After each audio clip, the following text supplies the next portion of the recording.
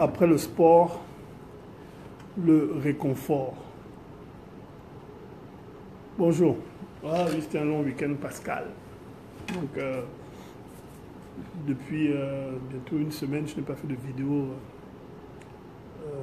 très sérieuse et très portée sur la situation de notre pays.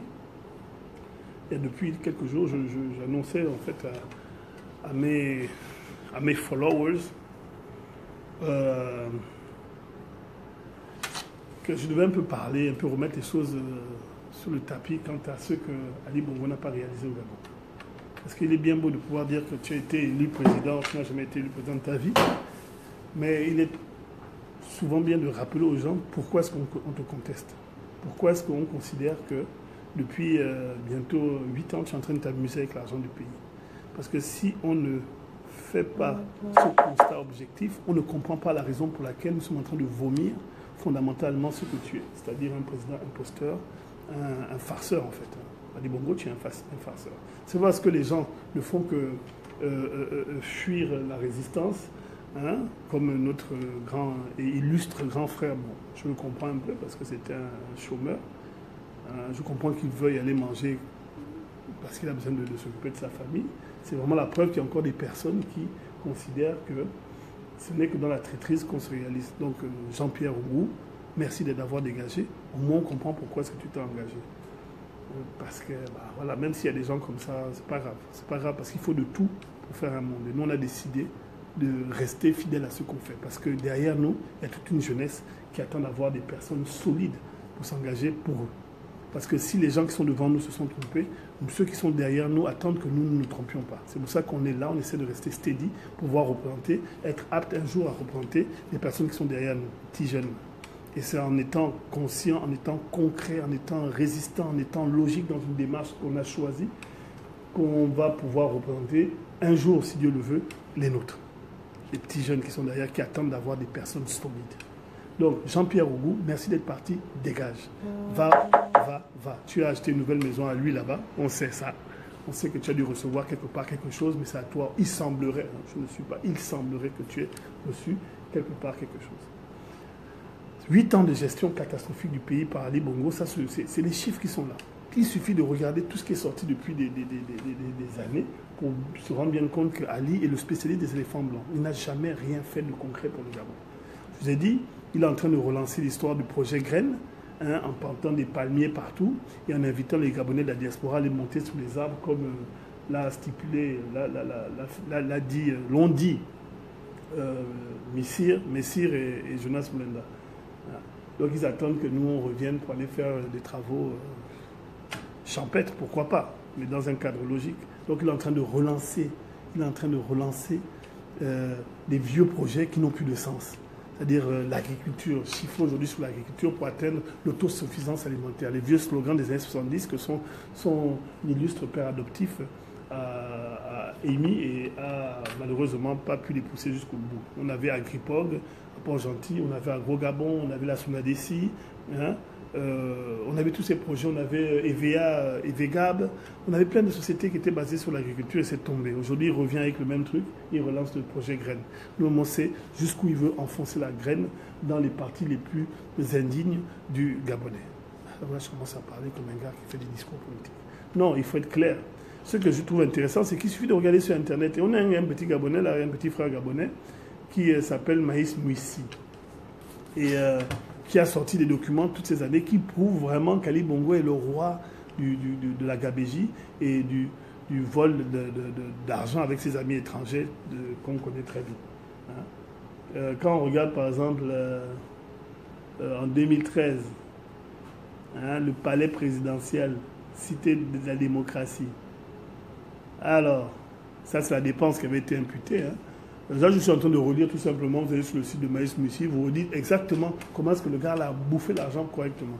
On a eu 2,6 milliards pour le palais de la présidence qui voulait faire la cité démocratie. Vous savez, il a cassé la cité démocratie pour le fun. Il a dit qu'il va construire un nouveau palais présidentiel, une nouvelle cité de congrès, des nouvelles maisons pour les ministres et toutes les personnes qui viennent de l'étranger, des représentations qui viennent de l'étranger, un golf et patati et patata. Donc il y avait une étude qui était chiffrée, d'ingénierie qui était chiffrée à 327 millions. On avait des autres études et missions de planification, 272 millions. On avait des contrôles techniques à 312 millions. On avait des missions de contrôle de projet à 437 millions. Et des travaux de réhabilitation de bâtiments, 1 milliard 250 millions. Cet argent-là, au total, 2 milliards 600. Vous voyez la démocratie, il n'y a rien. C'était la démocratie, il y a zéro. On a, comme toujours, le mec qui joue au Lego, il vient, il casse tout, et il n'arrive pas à reconstruire. On continue. Le cours de golf à Pointe-Denis, cours de golf Pointe-Denis est cité de la démocratie. OK? La référence budgétaire, c'était 01 91 12 60. Études d'ingénierie architecture, 225 millions. Études d'impact environnemental, 225 millions. Haute études et missions de planification, 187 millions. Contrôle technique, 156 millions. Mission de contrôle de projet, 218 millions. Travaux de préparation de terrain, 687 millions. Travaux de construction d'infrastructures, je ne sais pas quoi, 1 milliard 900 millions. Autres services professionnels, 112 millions. Total, 3 milliards 750 millions. Aujourd'hui, est-ce que vous avez vu un golf assez de la démocratie? Zéro. C'est parti. Voici encore les trucs de votre Iboubou là, qui est en train de vouloir se maintenir aujourd'hui à la tête du pays. Et il considère que nous sommes ses cabris, donc il doit nous tuer et nous on doit accepter cette forfaiture. Voilà de quoi est-ce qu'on parle. Ça, c'est les chiffres officiels. Les lignes budgétaires sont là. On va. Il y a des contrôles. Il y a eu des missions de contrôle pour près de 2 milliards. Zéro. Donc on a le palais présidentiel de la démocratie. On a le golf, le cours de golf. Le cours de golf coûte plus cher que le palais présidentiel. Hein, le palais présidentiel est à 2 milliards 600 millions. Et le cours de golf est à 3 milliards 750 millions quand même. Hein. On continue. Palais présidentiel de l'intérieur du pays. Il y en a plusieurs. Travaux de construction de bâtiments. Études d'ingénierie. Et mission de contrôle des projets. Travaux de consolidation des bâtiments. On arrive à un total de 5 milliards. 5 milliards. Et j'ajoute aussi annexe palais Omar Bongo Ondimba au Sénat. On arrive à un total de 1 milliard. Donc ça fait 6 milliards pour ces histoires-là. Est-ce que vous avez vu quelque chose qui a changé? Comme on dit, dans le fion. Il va falloir dire que c'est comme ça que... Dans le fion, c'est rentré bien profond, il n'y a rien. Et comme vous savez, c'est dans une république sodomite où les gens ne passent leur temps qu'à s'enfiler. Ils ont décidé de faire de ça la méthode de gestion du Gabon. C'est-à-dire qu'on va nous enfiler aussi nous tous, au vu et aussi de tout le monde. On continue. Parce que je vais bientôt arrêter dans exactement 5 minutes ce constat catastrophique sur l'utilisation de l'argent public par votre président, le Biafrais, Ali Bongo et sa légion étrangère. Parce que tout cet argent, n'ayant rien donné, ça s'est évaporé. C'est-à-dire qu'eux-mêmes, ils se sont servis. Donc, je continue. Annexe Palais Léomba. Études d'ingénierie d'architecture, 120 millions. Mission de contrôle des projets, 100 millions. Travaux de construction des bâtiments, 15 milliards. Annexe Palais Léomba. Donc, le total, on a 15 milliards 220 millions pour l'annexe Palais Léomba. Je ne sais pas où est l'annexe, le Palais Léomba, là. Mais à 15 milliards, les gars, 15 milliards. Oh Seigneur. Et ce gars-là n'a pas construit une école. Et demain, vous allez entendre le petit PD là, excusez-moi de parler comme ça, excusez-moi, mais le petit homosexuel, le petit gay. Excusez-moi, vraiment, c'est pas pour invectiver sur son orientation sexuelle, mais c'est souvent qu'ils mettent ça au sommet de la gestion de l'État sodomite qu'ils ont créé. Vivien Makagapéa, qui vient vous dire que la jeunesse est sacrée. Et la jeunesse est sacrée, c'est pour ça qu'on l'a tué le 31 août. Parce que c'est tout cet argent-là qui a été détourné, qu'ils ont gardé. Et avec ça, ils ont acheté les armes, payé les miliciens, les hélicoptères pour tuer les Gabonais. 15 milliards pour l'annexe du palais Léomba. On continue. Résidence officielle, président, Assemblée nationale. Études d'ingénierie, 500 millions. Je ne sais pas si vous avez vu la résidence, hein. Je ne sais pas si vous avez vu ça. Palais présidence Franceville. Travaux de construction d'infrastructures de génie, je ne sais pas quoi, 750 milliards. Résidence du Premier ministre. Études, architecture, urbanisme, 280 millions. Contrôle technique, 30 milliards. Travaux de construction de bâtiments, 1 milliard. Total, 1 milliard 765 millions. Donc, inscription budgétaire totale était à 30 milliards. Tout ça là, je vous ai dit, tout ça là, rien n'est sorti. Rien n'est sorti. Quand je vous dis que les gars sont en train de nous enfiler, c'est parce qu'ils s'enfilent entre eux. Donc ils veulent faire de ça le mode de gestion de notre pays. l'enfilade. On va se foutre de notre gueule et on continue. 30 milliards. Là, je parle de 2013. On continue. On continue. Il y a eu 12 milliards de la présidence, 16 milliards pour le Parlement, la résidence du Premier ministre à 1,7 milliard. Bref, de l'enfumage. On continue. La zone économique de Nkok. La zone économique de Nkok, c'est le plus gros éléphant blanc du Gabon. Est-ce que vous vous souvenez de la fameuse, comment on appelle ça, la fameuse zone franche de Mandji? Où est-ce qu'on en est aujourd'hui? Où est-ce qu'on en est? C'est toujours des choses comme ça. Comme vous entendez que des gars comme les Jean-Pierre Rougou, parce que c'est lui qui va être à la mode cette semaine, Jean-Pierre Rougou décide dans un gorging, parce que moi je peux gorger, parce que quand les gars gorgent, on a une attitude, une posture beaucoup plus présidentielle ou ministrable ou députable. Vous les voyez comme ça, comme des honorables. C'est parce qu'ils gorgent qu'ils pensent que le fond de ce qu'ils disent est important. Mais il n'en demeure pas moins que ces gens sont des voleurs et des affamés. C'est ça maintenant le truc, c'est soit tu es voleur, soit tu es affamé.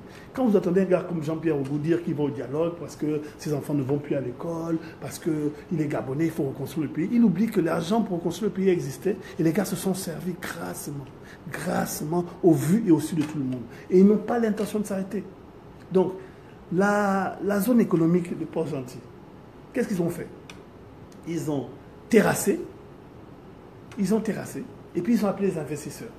Il y avait Samsung qui était là. Samsung est venu voir, ils ont dit, mais enfin, moi je regarde votre truc à gauche, je regarde votre truc à droite, je vois que vous avez terrassé sur 1 km², mais il n'y a rien. Donc vous pensez qu'on va venir investir tout ça? Vous voulez que les tours numériques, les Wi-Fi, tout ça, les grandes compagnies viennent s'installer dans une zone où il n'y a absolument rien. La zone économique de Nkok, comment est-ce que vous voulez qu'une zone économique puisse marcher à dire qu'il n'y a pas d'énergie pour que ça puisse tourner? Cela voulait dire, sur les amis experts, ils disent que pour pouvoir faire fonctionner une zone économique comme la zone économique de Nkok ou la zone franche de Mandji, il faut 1000 watts d'électricité. C'est-à-dire qu'il faut construire une nouvelle centrale électrique à côté. Sachant qu'on connaît les problèmes d'électricité que connaissent le Gabon, comment est-ce qu'ils étaient prêts à faire ça? À dire qu'ils n'avaient même pas les infrastructures électriques pour construire, pour nourrir juste la petite ville de Libreville. Ils veulent construire une zone économique qui va prendre 1000 kilowatts d'électricité. Bref, rien, comme disait Nina, rien et absolument rien. Donc on est dans ça, dans des projets fumeux où on dépense l'argent à tout va. Regardez, est-ce que le stade d'Akébé là, le stade Omnisport Omar Bongo, est-ce qu'il est fini? 2 cannes après, ça fait bientôt 10 ans qu'ils sont en train de faire ce stade-là. Et c'est ça. Donc ce sont ces mêmes personnes-là qui vont venir vous raconter n'importe quoi. Ils vont dire à Jean-Pierre Rougou, viens, on te paye ta maison à lui, viens discuter avec nous, viens au dialogue. Voici 50 millions, 500 millions, viens, assieds-toi. Tu as assez tenu dans la résistance, viens t'asseoir avec nous et tu vas voir qu'on va construire le Gabon. C'est ça que Jean-Pierre Rougou vous a dit hier. L'ancien manager d'Info Kingele, que tout le monde commence à se désabonner. Donc tout le monde commence à se désabonner. Il est en train de tuer le bon travail que faisait notre frère Thibaut Diastis et tous les autres. En allant s'allonger, pour pouvoir justifier, et toujours des mêmes justifications fallacieuses. Ils ont dépensé 30 milliards pour un stade, 30 milliards pour 600 milliards pour une canne, et il n'y a aucun retour sur investissement. Juste du vol.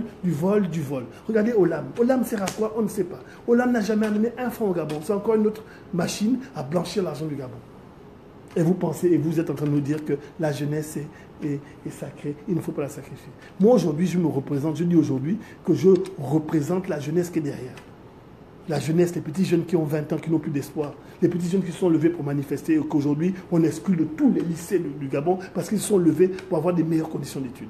Nous, on est là pour représenter ces jeunes-là. On est là pour représenter les jeunes qui sont dans les rues.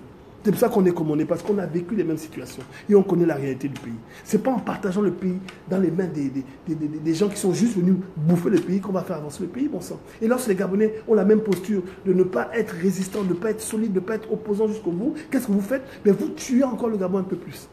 Vous le tuez un peu plus tous les jours. Et la jeunesse qui est derrière, ça donne des Obaga, ça donne des Curtis Mabika, ça donne des Muriel Nalendo, ça donne tous ces gens-là, des Bruno Ben Mbamba, ça donne tous les jeunes des gars de notre génération qui viennent juste pour manger.